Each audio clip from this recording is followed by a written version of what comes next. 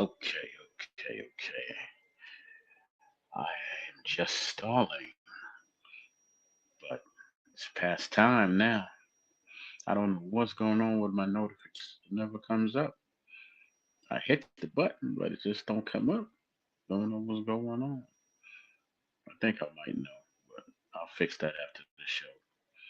Anyway, welcome to the Troy Graham Experience, Daddies Lounge, episode number 33. I remember the first one, number 33. Pause, never stop. That is the title. Pause, never stop. So, before I jump all into the show, let me share something with y'all. So, last couple of days, I was just feeling down and I fell off. I was tired actually. If you want, go back to the last show where I talked about father fatigue. I was just mentally and emotionally worn down. So I wanted no more because I have an excuse now. I'm tired, right? Not good enough. I'm coming on. I'm giving it all I have, everything. So last couple of days, just been tired, right?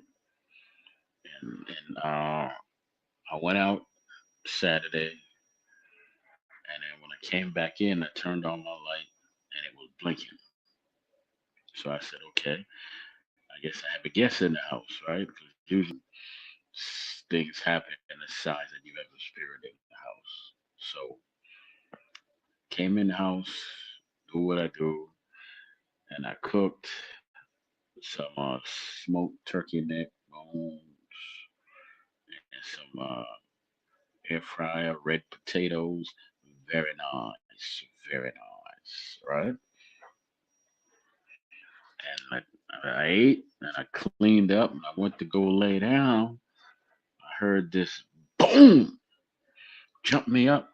I said, oh, somebody was in here, armed with nothing but what the good Lord gave me. Right? So I'm looking. I see my foil, which sits over my dryer. I have like shelves over my dryer, and I see my foil had bounced up against my washer. Now, if I could show you a picture of what it is, just draw a picture in your mind. I keep my foil in the container over the top of my dryer. The only way that even if it fell, it will fall straight down. It wouldn't fly across the room and hit the dryer, hit the washer so hard it made me believe someone was in there with me. So I said, okay, you got my attention. I know you're here now. Just chill out. I don't need you to be throwing stuff around in my house. Talking to whoever was in my house at the time, the spirit, right? So I put the foil back. Didn't hear anything. So I went to sleep. I slept good too. I mean, I slept real good. From 7 o'clock till 3 in the morning. So that's a good bit of sleep. Then I so something about me waking up at 3 o'clock in the morning all the daggone time. So here's Sunday now. I left out my house around 2 o'clock. I checked the weather, it says about 90 degrees. I said, okay, I'm gonna take this walk to Walmart and go pick up my medicine from the pharmacy.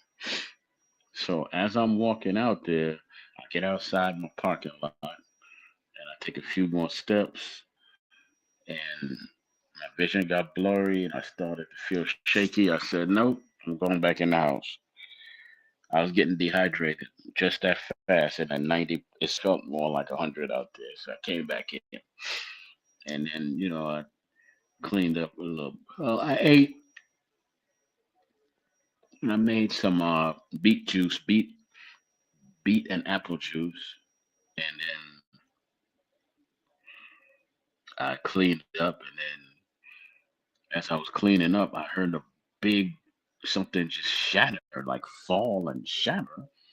And I'm looking around, I don't see anything till finally I see. I look in my bathroom, and the had fell and shattered. But here's the thing: I have a rug in the bathroom,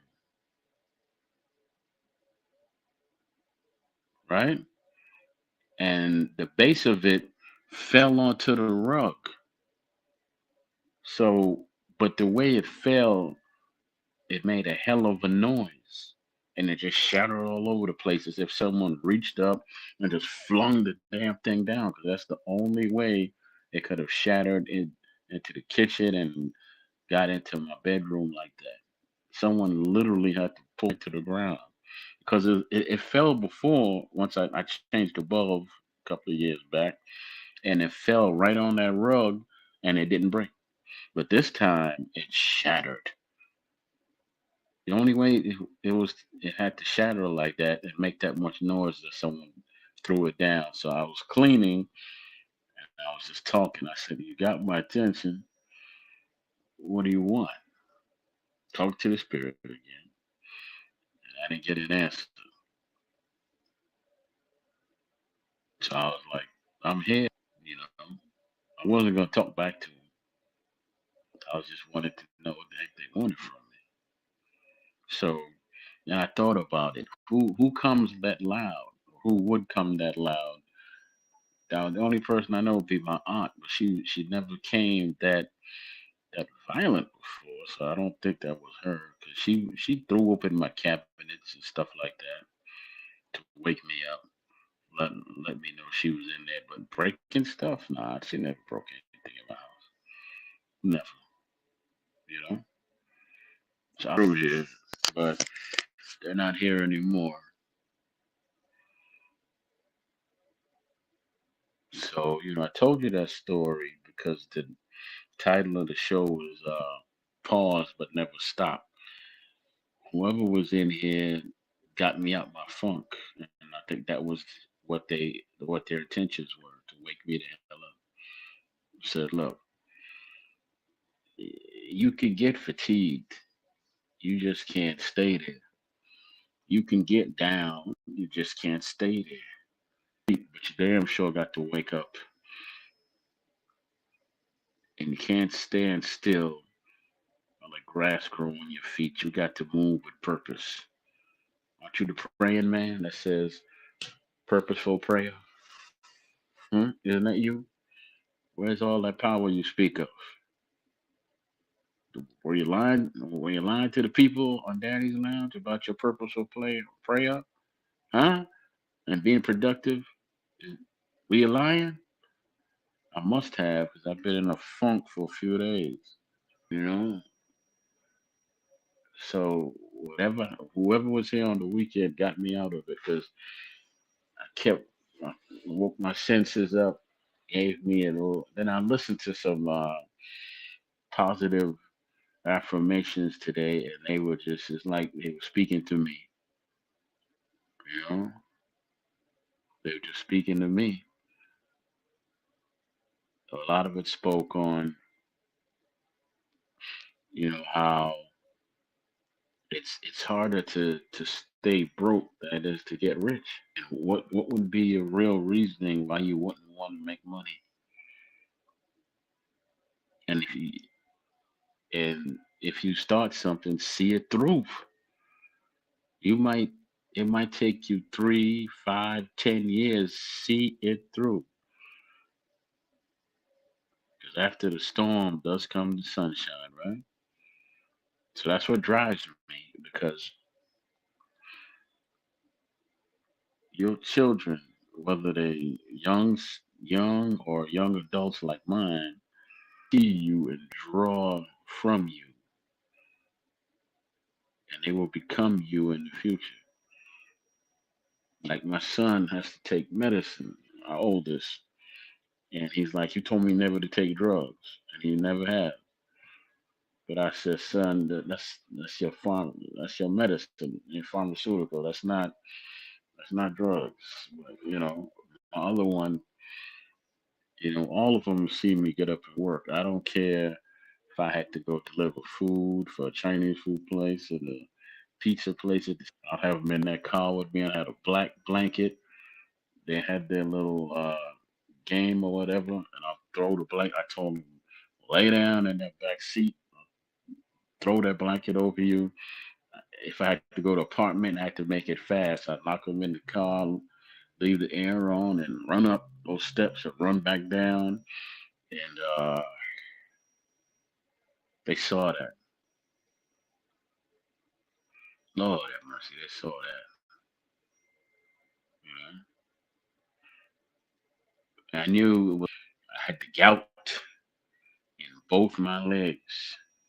I couldn't walk, and the air conditioning unit broke down. Well, reality is that they broke it. I told them not to play in the basement. What they do, play in the basement and break it, right? So I had the money to get it fixed at the time. I think it would be like $2,500 or something like that, or 1,500, but I didn't have it. So I went out and bought a big whirlpool, a big ass fan, one of them big ass fans. You know what I'm talking about?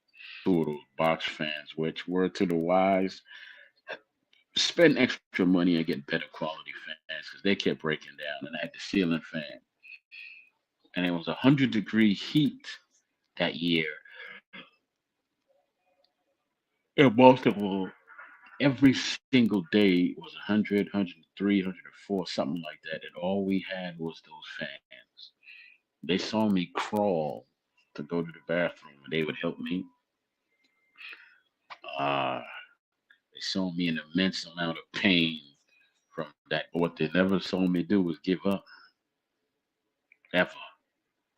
They saw me lay down and cry and fuss because I was in so much damn pain from that gout. Embarrassed that I couldn't walk. Embarrassed I had to crawl sometimes to the bathroom and they were asleep. My arms got stronger. I tell you that much. Ah, that's the falling part. I fell hard. I fell real hard, and I constantly had to pick myself up. You know, I promised them things, and I had to get it done. I had to get it done. No one else was gonna do it but me. They seen me out there just doing whatever hustle I could, or whether it was delivering food. The man at Chinese food place said he would pay me so much to hand out X amount of flyers. I could start delivering, so paid me cash for that. So I had to keep my word and go deliver them, right? Took my boys with me. We walked around all these different neighborhoods and hand out flyers for the Chinese food place. And one guy turned his back on my son. My son was 9 years old. He said, "Daddy, I think that man is a bigot." And the man turned around and I stepped forward and I said, "Yeah, he probably is, but someone who hates himself." And I made sure he heard me. Don't do that to no 9-year-old boy. Just turn it back on him. So he was about to say something until I stepped up. If I wasn't there and it was just them handing it out, he would have he would have tried to bully them. So I knew exactly who and what I was dealing with that individual. So my son is that bold. He's that bold. So we got all them flyers handed out, and he gave me what I needed. And I told him, hey, I ain't cooking tonight. Buy y'all some food, and we gonna some ice cream and all that. And then I started delivering, and I had one of the best nights of my life. My first delivery, I made $175. Well, first two, because the first spot I went to gave me, no, that's not true. The first spot I went to gave me $125. The total was 75. So I went back into the store. I said, you gave me too much money. And they were like, nah, we didn't. It was a biker bar. I was the only black man up in there. Only black thing up in that joint. And the biker, the lady at the bar and the biker was like, we didn't pay you extra. That's your tip. But I remember I told you the total was 75, but they gave me 100. They gave me $50 tip, 125. So they were like, look, we're gonna call you later, but we're not gonna 25 and 25 was my tip, right? Then I went to this other spot, which there was nothing around them. They had to order. And they gave me when I say that the other people gave me 50 and they gave me about 75 because there was a bunch of them ordering, so everybody tipped in. My sons popped their headers up. That's why they really gave me so much. I told them those suckers to stay under the blanket, you know. So they popped their heads up, talking about they gotta go to the bathroom, and they let them use their bathroom. They're like, "You travel with your kids when you do this?" Like, yeah, man, I do. So they gave me at first they give me number $20 for all the people. Then when they saw I had my sons and stuff, they gave start everybody started tipping. So I got that. Yeah, I told them, y'all really got to stay under there, because you're not supposed to be, really ain't supposed to be out with me and stuff like that. But I'm not leaving y'all in the house. But, and look, if I ever go into an apartment building, please stay under there and don't, and I'm going to lock the door and leave on the air. So don't, or the heat, wherever time of the year it was. And I'll be back. I have a key to get in, so don't worry about nothing. I did that. And I remember going to night school. I used to take them suckers to night school with me. When I was going to ITT, I used to have to take them to night school with me. And them suckers would get into arguing. I could go run out there and tell them, shut up, right? And then they spilled water in the hallway, and Dean almost tripped, and he's like, they can't come back here. And I was trying to explain to him, I don't got nobody to watch him, man. It's just me. He's like, well, you might have to leave him in the car then.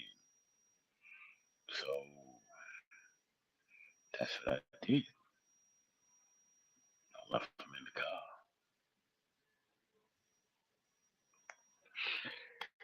Again, you fall down. Like you say, you pause, but you never stop. So, but I was always blessed to get a parking spot that was right by the window to where my class was, at least one of them. So I'd be able to see them, and then I'll run out there and check up on them and all that. And then one teacher let me actually bring him into the classroom. He was like, I know he said they can't sit out in the lobby, but bring them into the class, and as long as they stay in the back and quiet, they'll be cool. I won't say nothing. Okay, that's what we did. I took them with me. They soldiered. Three little soldiers came with me. That was a whole lot of falling, man. I was always nervous with them. But each and every time I got down, I had to pop up because they needed me. I don't have, I didn't read any books on fatherhood. Really, I want that. I just knew,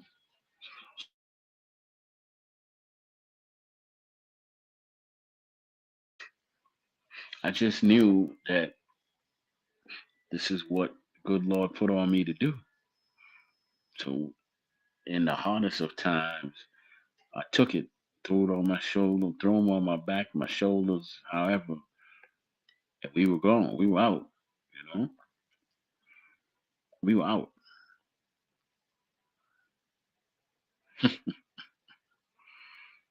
They seen me so nervous because I drove up to Timonium Fairgrounds. If y'all from Baltimore, Maryland, you know where that is from the city. It's a far drive.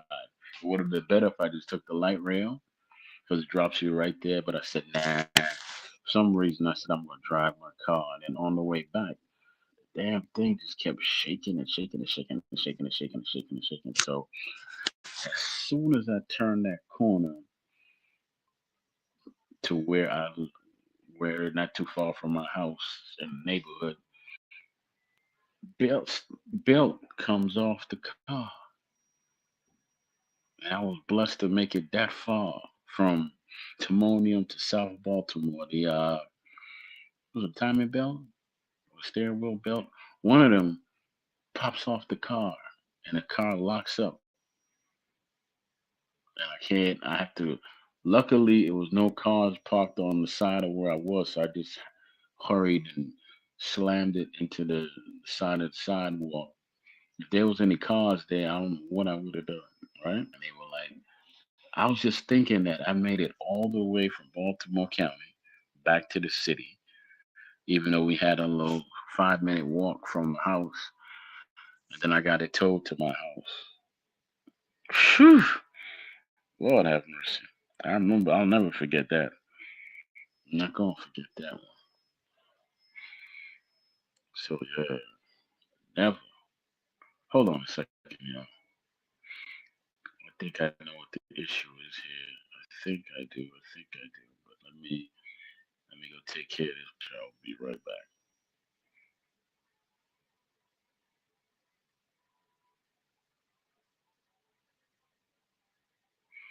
I'm just doing my job. Where we at? Where we at? Where we at? Where we at? Come on.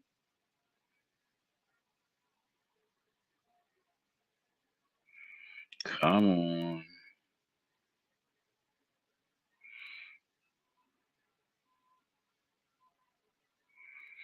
Okay.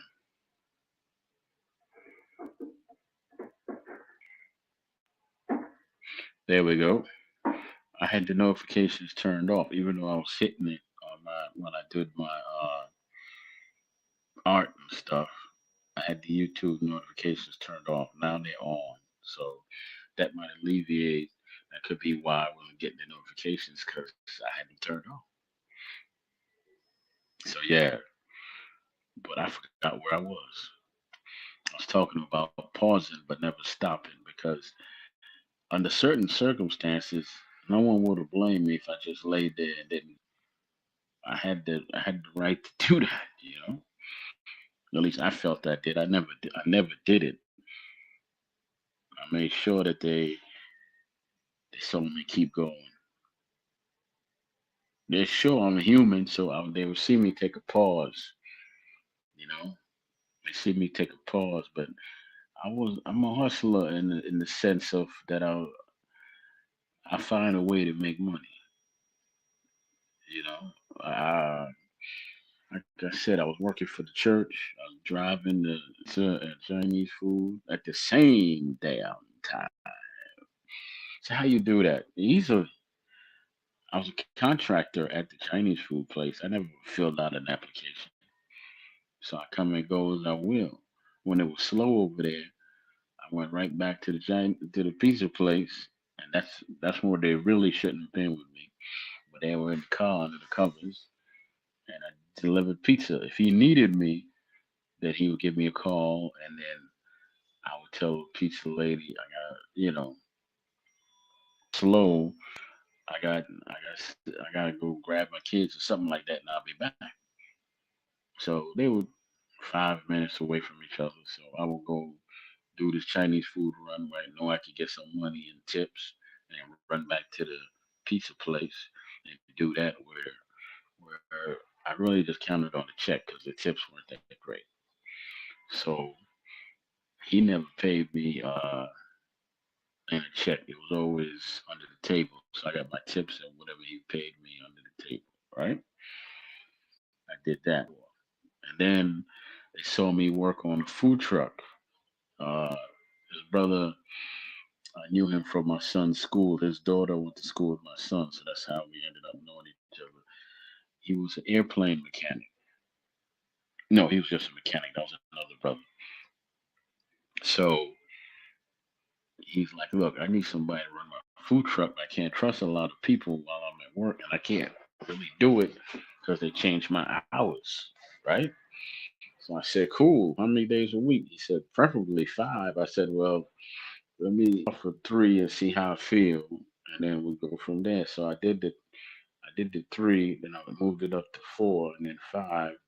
I said to him, look, a lot of people have been asking me for spicy sausage, spicy this, so I'm gonna go spend my money and buy some spicy hot dogs and put them on here, And he was like, okay, well, any money you make from your spicy hot dogs, you keep that money. But those chips and juice, I get that money because those were his. I said, I did that. I made some money off the spicy hot dogs too. You didn't sell wings on the truck. It was just hot dogs only and snowballs and chips and some other stuff, right? So it was just me on the truck. 'Cause I couldn't have them on the truck. No, it's cool. Ain't no room in there for the four of us. So at that time, I could leave them at home because they were like 14, 13, and 10. So I could leave them at home then. So but I checked up on them, and every night, man, in the summer, I was on the food truck. This before we did any festivals or the soccer games, the football games, or anything like that. Every night, I will be guaranteed to bring home like at least $75, man. That's not considering how much he pays me at the end of the week. So 5 days, just rounded up to 80. So $400 just in what I was making off the spicy stuff, spicy chips, spicy beef, hot dogs, and all that, right?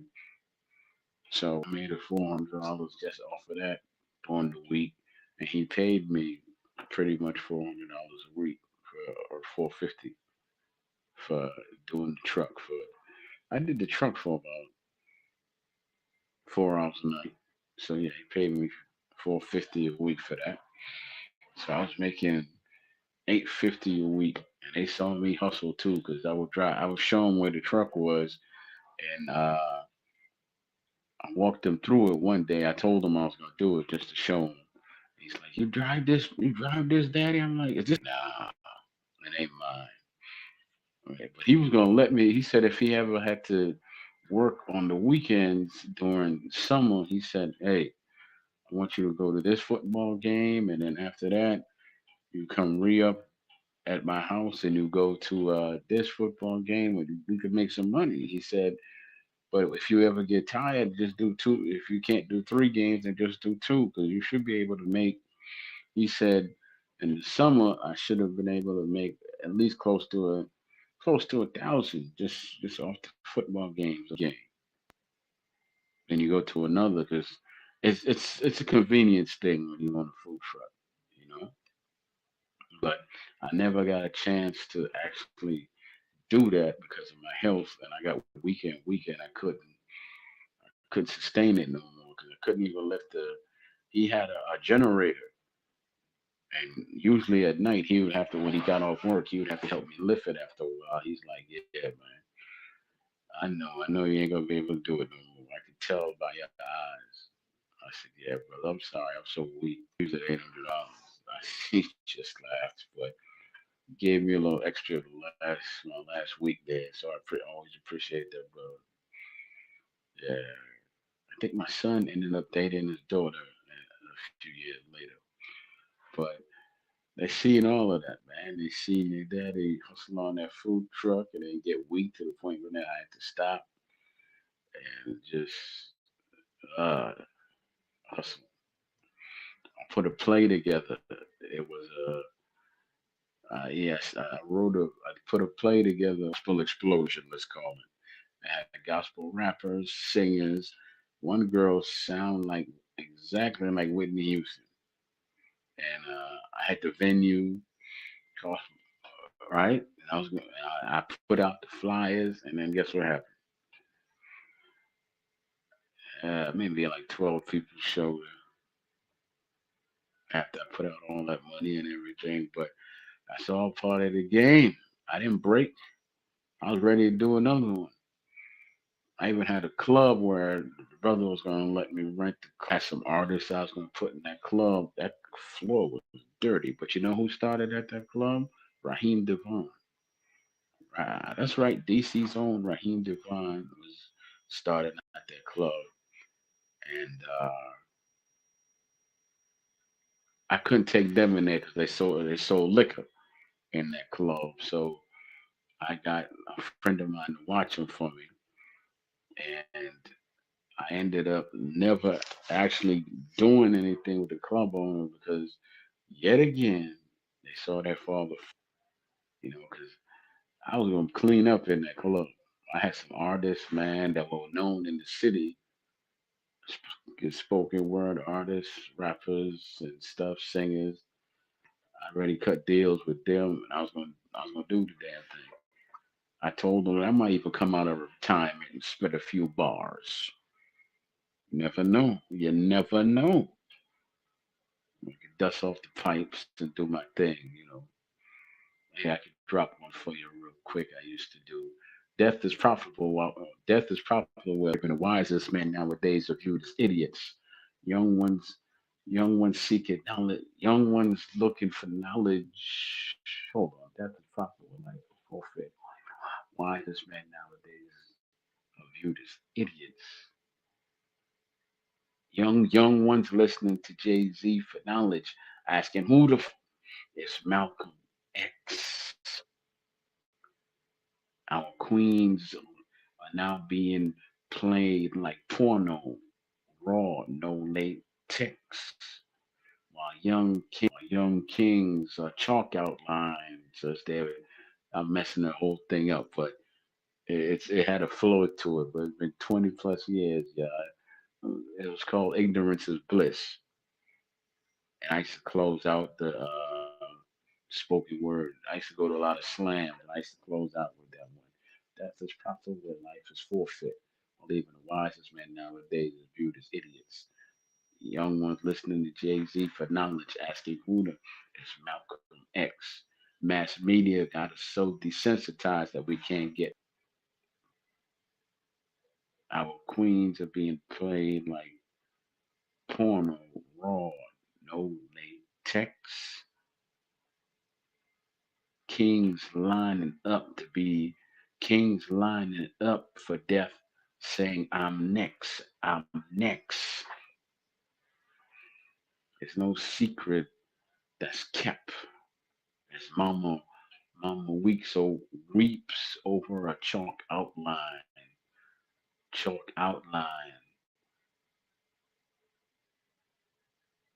and that's all I can remember at the moment.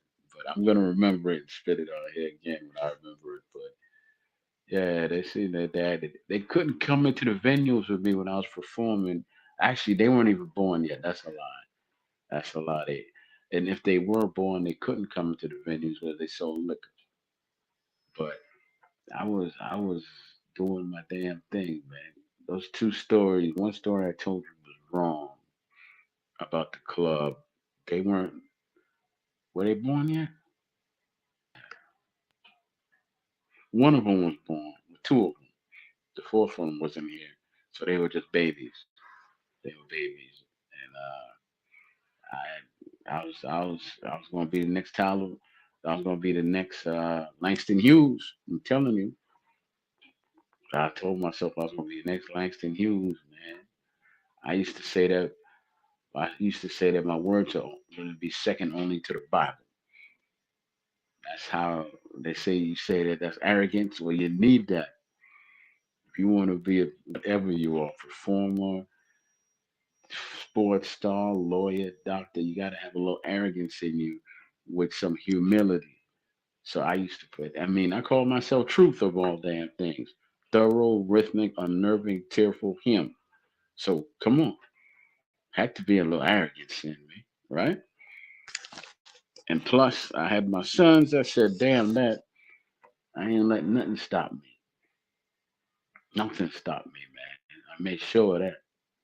I mean, there's been times where I didn't have nothing in the house. I made sure they had Pampers and they had their milk and they had everything. I just didn't have nothing to eat, but they ate. Everybody ate but me. I made sure of that, you know. Shoot, we were on WIC back in the day. We were on that.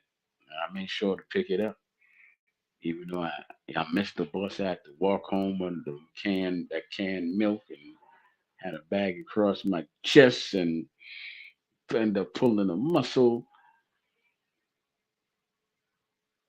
Yeah, I took a pause because of the pulled muscle, but I did not stop. Understand? Didn't stop. Couldn't use my arm for a couple of weeks because it was in a sling because I had so much weight. I pulled, like I said, I pulled the muscle, but I still had to get up in the morning, get up to school with one arm, get myself dressed, plus them with one arm. You know, shoot, hustle, hustle, hustle, hustle. You don't stop. You take a licking, like they say, keep on ticking. You don't stop. When people use thinking the word hustle, they think of drugs. No, it's a hustle. If you got that hustler's mind where you could turn water into wine or a dime into $10, then you find something. If you find a way to make money, you understand? I don't care if you getting cans out the damn trash can. I don't care if you know where they keep the copper in the neighborhood. Shh. You know, you go to the recycle man. I don't care if you know a junk man like I did. And every time you saw something that was junkable, you like, yo, such and such is over here, and he would run over there and get it. Then he would give you a little change after he get his money. I did what I had to do. I wasn't gonna fall flat on my face to them three boys on my back. You know, even now that they older, I can't fall flat on my face with them on my. They're still on my back. Doing, they're doing better, but they're not where they're supposed to be yet. And that's why I got to be strong enough to start pushing them, pushing them, pushing them. Not hold their hands, push them, push them. I got to, if I got to make sacrifices for my comfort, then this is what I got to do. Even though I don't want to do it at this stage in life, but if it gets them to the place where they need to be to elevate, then that's what I got to do. I told them that I really don't, but y'all can't. Y'all got to elevate, man. It's time. It's time. You know. So they understand. You know, because if you don't elevate, you're only gonna you know you're gonna go backwards, backslide as they say. And I'm not taking no backward steps, you know, and I'm not allowing them to take no damn backwards. Enough of that. Rise, almighty people. Let's go. There's things that the good Lord got for you, but if you don't walk in your faith and walk in your path, how you ever gonna get your blessing? Hey, I told them I failed so many times, but I learned my lesson. That's why I speak truth to you because I need to confess, sons. You know, sometimes you got to do away with that pride and just undress your soul. Others behold the truth of who you are. See all your strength, your weaknesses, and your scars. Because you can't get too far if you carry dead weight. Because see, your fear will soon turn into inner hate. And with that, how the hell you're going to create? And if you can't be grateful, if you can't create, then how you going to be grateful? Grateful, how you going to feed those souls that depend on you? Always saying the same things, but never a word of it comes true. You wonder why in the race you always seem to come up last. Is it dreams deferred? No, it's just dreams on pause because you gave up and you blinked. Now awaken, move in silence. Ain't no need to talk. That's it. I got no more. But I ain't got enough. But yeah, I mean, as many times as life is gonna beat y'all down or beat us down, pause. But but don't stop. You have all right to take a 3 minute, 5 minute break, whatever the case may be. But get your ass moving after that. Feel renewed. Water. Throw some ice in your drawers. Do whatever you got to do. But get to moving, baby. Turn on your favorite music. Let it inspire your soul. Call your favorite sibling or cousin or whatever, auntie, uncle, whoever, father, and just be like, look, I need to talk. This joint is getting heavy, and I don't know what I'm gonna do. But I don't want my children to see me fall and fail. I'm just scared all the time. I ain't making the money I should be feel I should be making, and just everything at once. Best advice I ever got was from my son's nurse when he was in junior high school. May she rest in peace. I would go sit and talk with her, and she'd be like, you're a handsome guy, but you always look like you're so tore down. What's wrong? And I would just tell her everything I had on my back. And she's like, you know what your problem is like most men? I said, what? You looking at big one big pizza pie and trying to ask yourself, how am I gonna deal with this big pizza pie by myself? Instead, what you should do, she said, is not look at the whole pie as a pie. Look at it as a slice. Take a slice, eat a slice, and that's how you break it down. Don't try to eat the whole pie at once. Let's say you eat two slices today. Refrigerate the pizza. Next day, eat two more slices more of it, and you could you know eat two more tomorrow. But whatever it takes, you get it done. Just take it one slice at a time. Just like in life, you take it one step at a time. You take it one slice at a time. That's how I know it. I've viewed the world ever since that. It ain't a big old pizza pie that I gotta break, that I gotta swallow whole, but it's slices. And when I look at it like that, instead of, oh man, I gotta do the dishes, I gotta get out here to church. No, no, I gotta cook dinner. Nah, it's 7 weeks, 7 days in a week. Pardon me, 7 days in a week. Take off Sunday, so now that leaves you with six. So let's say you set your mind that Saturday is your laundry day, right? Or Friday, whatever day you say this is the day you're gonna do laundry because you don't have to get up in the morning. You do it. Take the whole day. Wash everything: clothes, pillows, pillowcases, the rug, the carpets. Wash them all. The rugs. You wash them all. And then you put them away that same day. Next day you can say, I get the vacuum in, and I can do the kitchen. Right? So you do that. By the time, by the time you turn around, you would have finished all your chores and everything you had to do, And now you could say, hey, dinner made for the next 2 days. You cook on so it lasts, so you don't have to cook on anything on Sunday.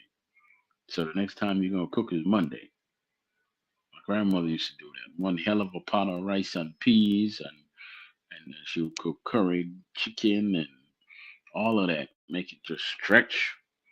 So that's what I did. I made the joint stretch. I had a Instapot. I would cook up some rice in there, Jack. I cook up some rice in there. Cook up some goat, and made sure that that joint stretched.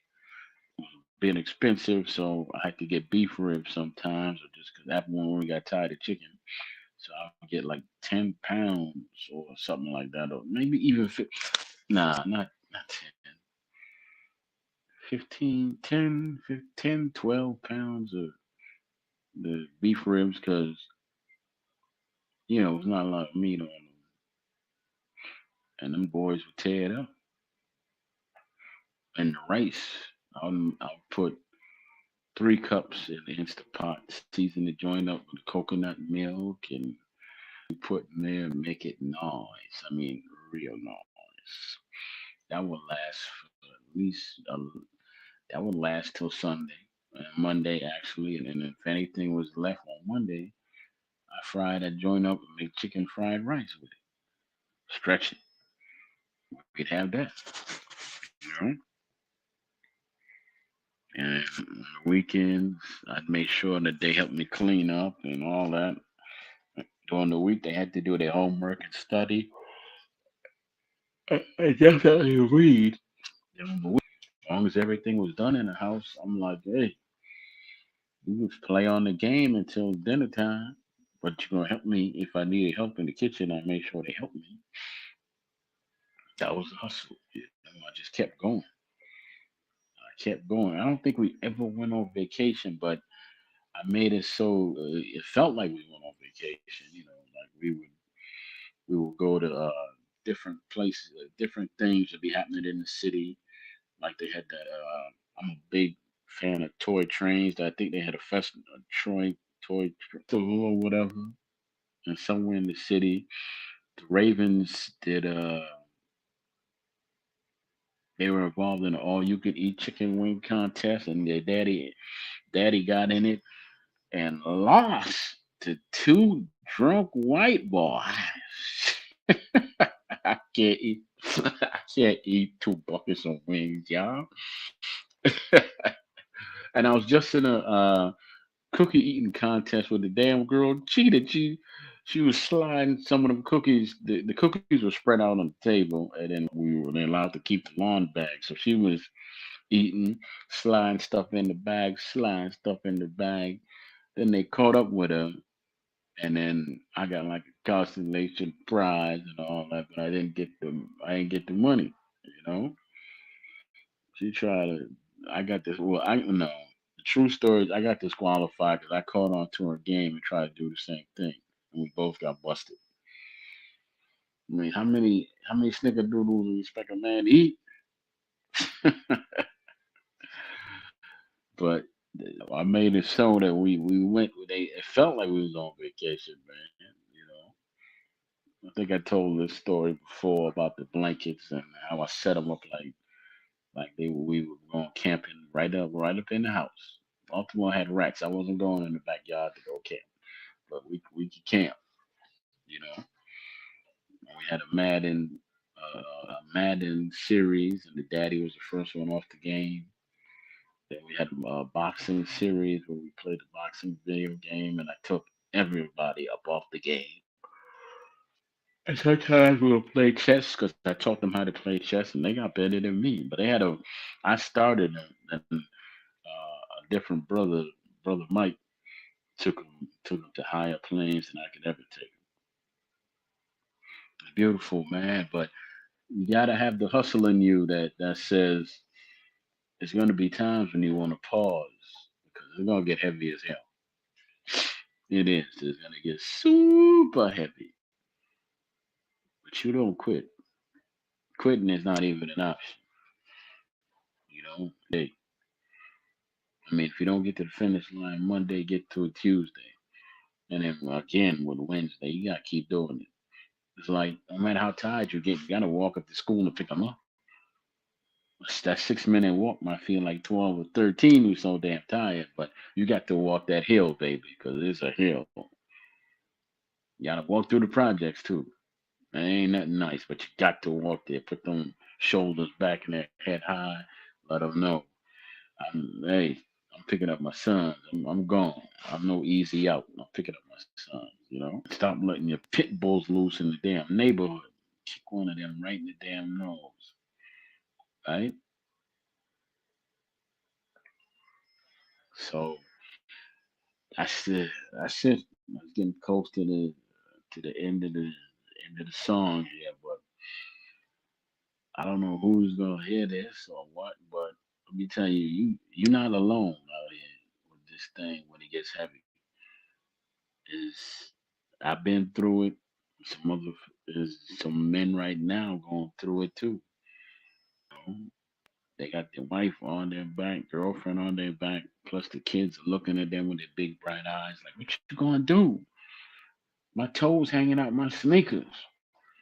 What you gonna do?" You know.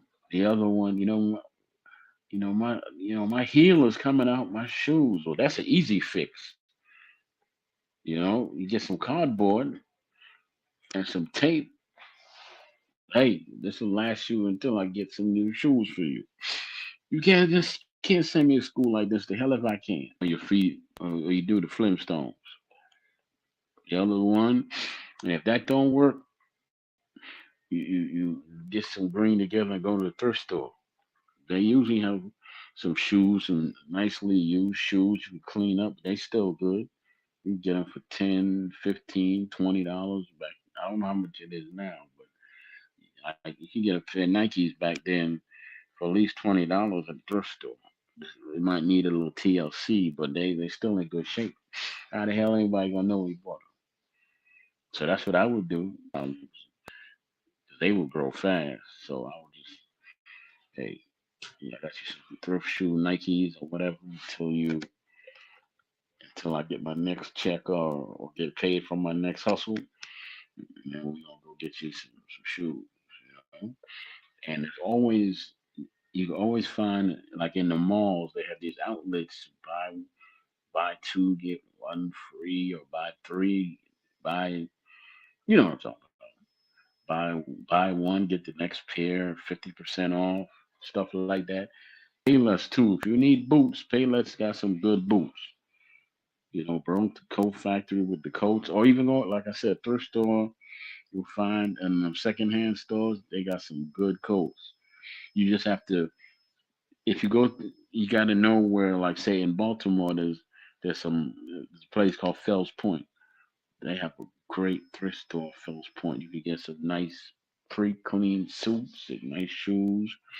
Uh, the sister Cover Me Thrift Store in Baltimore, she got some great stuff. I should not plug. I shouldn't even have gave you that. But yeah, where is that? Old Town Mall. She's in the Old Town Mall area. If you're not built for the city, then you don't need to go over in that neighborhood because it's not a place for the meek. You know, it's a city, and it hasn't been. It's coming back, but it's not getting re-gentrified. It's actually the people in the neighborhood that are bringing it back. So you know, when you walk through, better have your manhood on. Can't go through there being feeble and timid. Go through there with a purpose and get the heck up out of there. Yeah. So there's a lot of different hustles you could do. Hell, you could some some thrift stores sell in bulk once a week. It's called as is bins. They sell these bins and they start the bidding like sometimes $20. And I mean, a lot of times you can only see what's on the top of those bins. You can't see what's all in it because you're not allowed to touch it. If you buy it, you could touch it, not beforehand.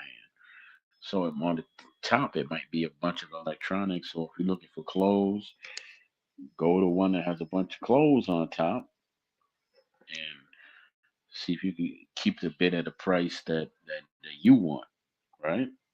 My thing is never be the first one to bid. Wait till the last, just like when you're on Amazon and all that, or I mean eBay and they're bidding.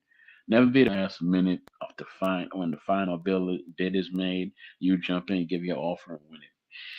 That's how you win bids. So that's what I used to do. You know, get them bins, throw in that 30, that 40, that 50, that 60, even $100 for a good bin.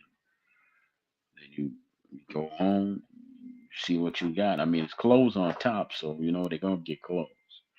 Throw them in the washer, right? 'Cause like I said, it's as is, so it don't mean that they clean.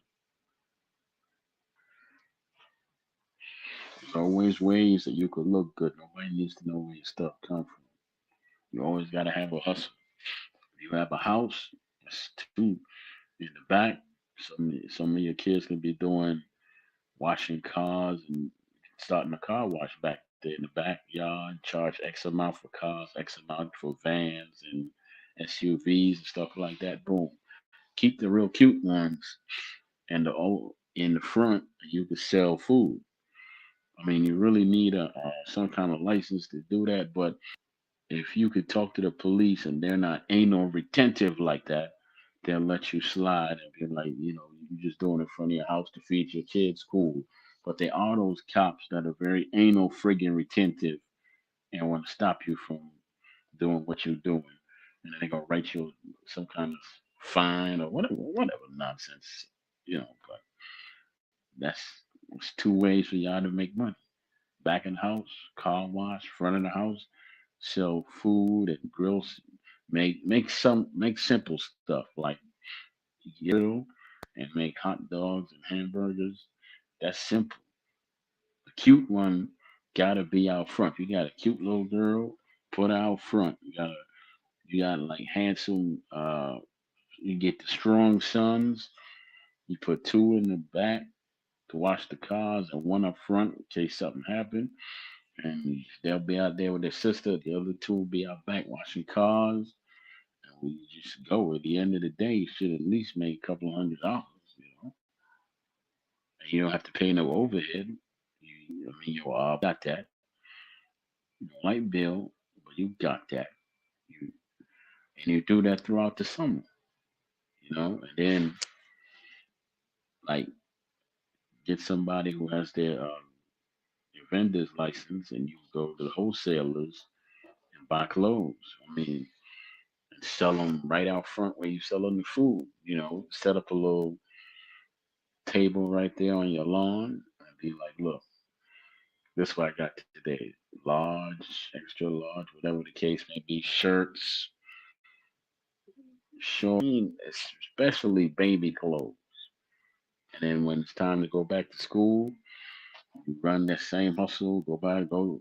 What you do is you make friends with the barber shops and the hair salons, and you get to go in there and shoot this, talk, and you make friends with the owner plus the customers, and then come when it's close to back to school time, you go in there and you just start talking to the ladies like, how could I help you? I do wholesale with clothes and all that. What size do you? Carry a book with you because your phone might shut off or whatever. Carry a book and pen and paper work better. And you just jot that joint down, get their names, their numbers, how many kids, and the size of each child. And never make a promise. Just say, look, I'm gonna do my best to find everything you need, and then we're gonna work out a price. But like I said, I'm a wholesaler, so I'm gonna be better than what you can find in the stores. Matter of fact, you could get them to bring you the store prices, no sale prices whatsoever, none. Yeah, I want to see the original price.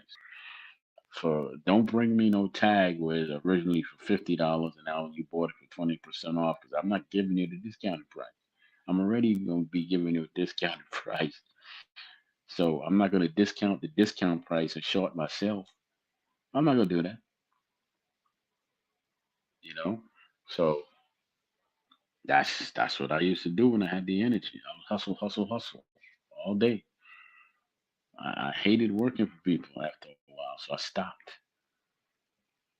But I cleaned up when I was back to school time. Coach, man, those single moms and those kids wanting some coats, I'll be like, look, I'll go up to New York.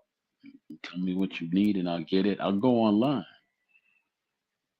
It's hard to tell who's who online, but there's different ways you could tell who's who online. Do that hustle. But when you go up to New York, there's a place called the Garment District. You, if you have your license, you'll get to go into the good places. If you're not, it's a 50. Because I've sold stuff and the buttons fell off that day and I ruined my name, messed up my name. So I said never again. I got my license, right? So I got my license. I got three. Never settle for one. Get at least three good wholesalers, right? Go. Just each one you go there for different things. One might be for shoes, one might be for coats, the other one for clothes, and then you can switch up. They don't need to know about each other. You don't got the money to pay them. Like back in the day, you could take $500, $600 up to New York, turn that into at least $2,500. Then you go back up there. Word to the wise, if you it's best if you rent a car because you're gonna put some mileage and beating on your car. 'Cause New York potholes are no joke. Plus the miles from wherever you're coming from, they no joke.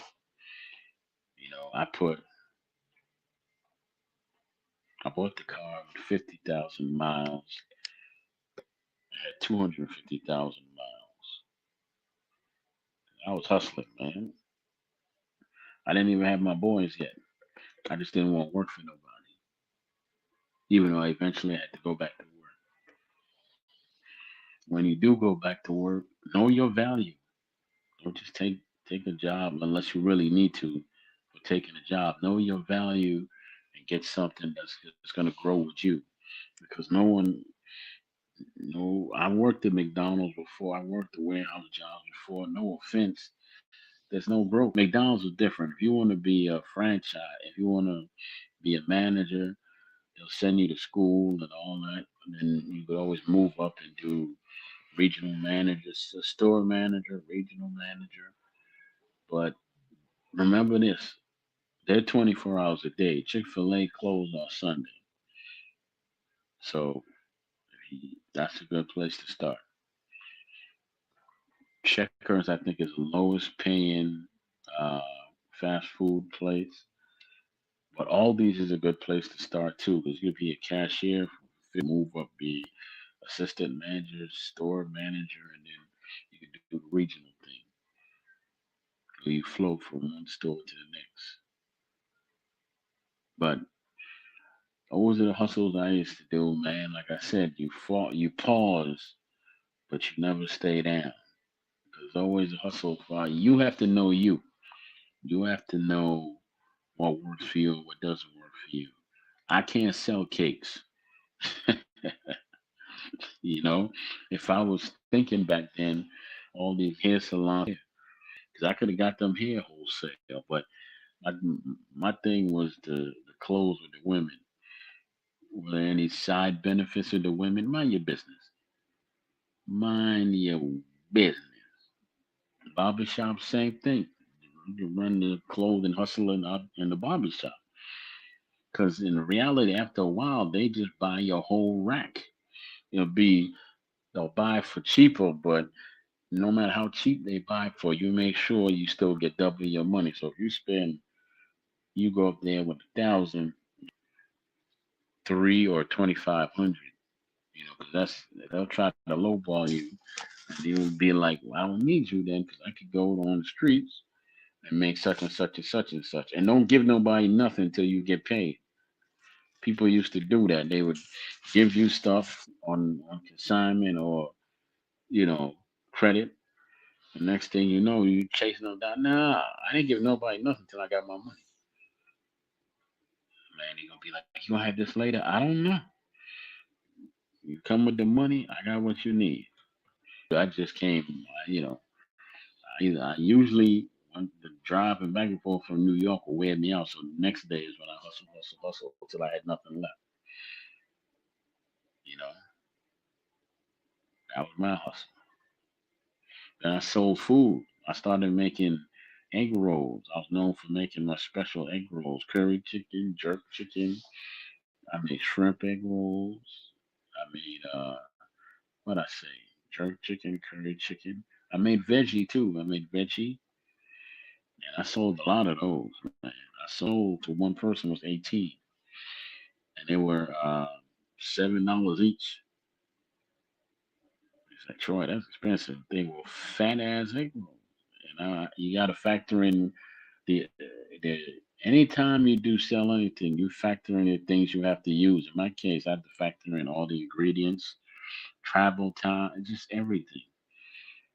I have to pay for that chicken. I have to pay for that seasoning.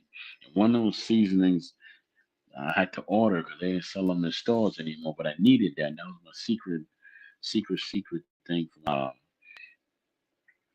You know, I started learning how to make zucchini bread and zucchini cake. I was thinking about doing something with that, but I never did. Find your hustle, and like I said, you could pause but never fall. Just find it. Your hustle is out there.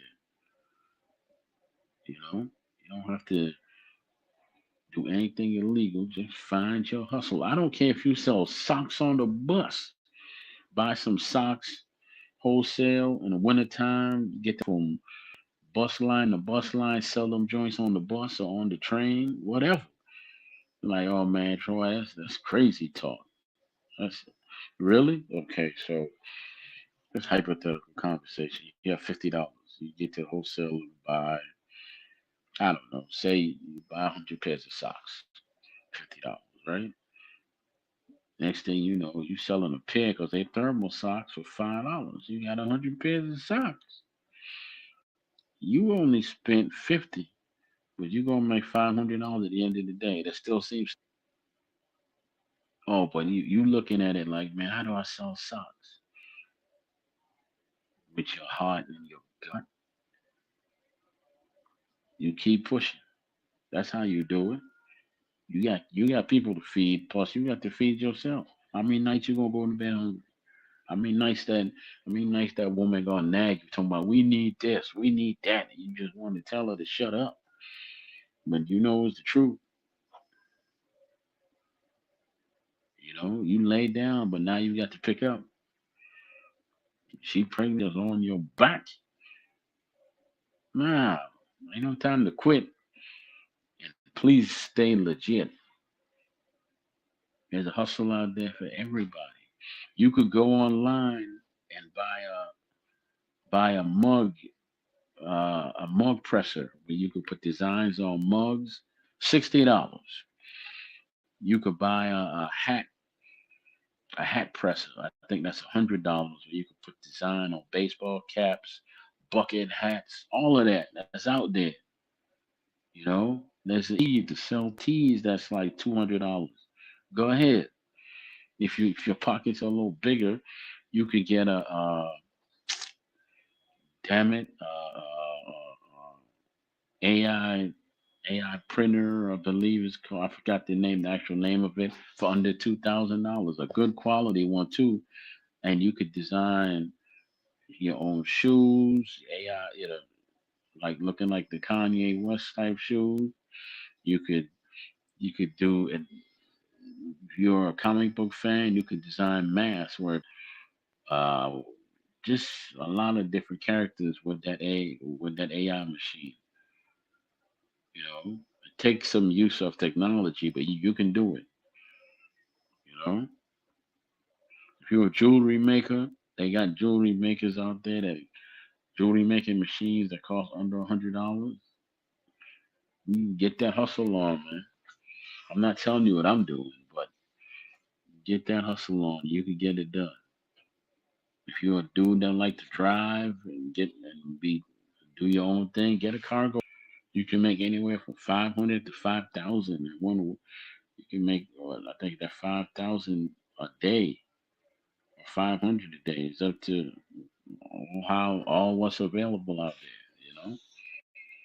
You could do pallets. If y'all know how to flip pallets, y'all could do pallets too. Everybody needs pallets for whatever thing or the other. And there's people that'll pay you to go pick them up and take them here and there. You just need a box truck. And that does not require a CDL. So you can fall down all the hell you want. Go out there, get yourself a hustle, and pick yourself back up.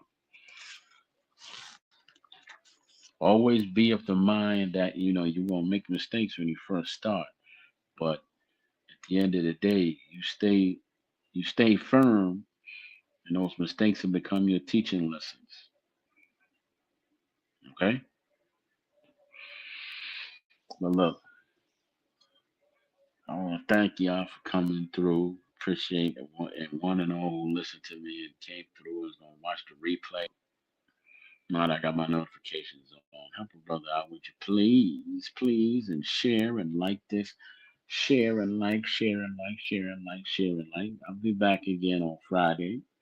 I feel good today. Notice that I stayed on a long time. I feel good.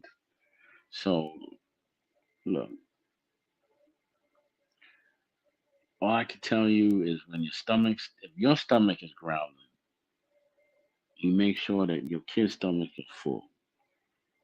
You could eat peanut butter. Hell, you could live. I have. Make sure you keep crackers in your house when you ain't got nothing else. You got to feed them first.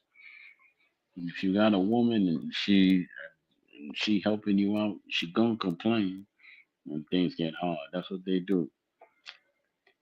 But if she stays with you and stands by you and helps you out and still complains, then you got yourself a good one. And but if she leaves and you know that she wasn't for you, she ain't built for you. I'm gonna be 54. I hustled when I was younger. I'm tired already. Don't want to hustle, but I got to go hustle. I don't have my 7, 8 figures yet. I got to go hustle still, and I will. Peace out, and always listen to some positive affirmations throughout the day. If you can listen to fill your mind and soul up with this foolishness in the world, turn on something positive, or just Google it. You'll see. Put in positive affirmation. YouTube. Put in positive affirmations. Something will come up that ties itself to your soul, you know. But peace and blessings to one and all. I'm gone.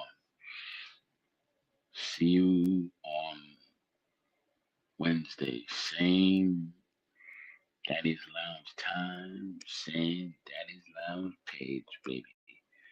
Been my pleasure to speak to you and hopefully uplift your souls a little. Like I said, it's therapeutic to me and I enjoy it. So I'm gonna keep coming. And in 3 years, I'll be at 300,000. Hold me to my word, you heard? All right.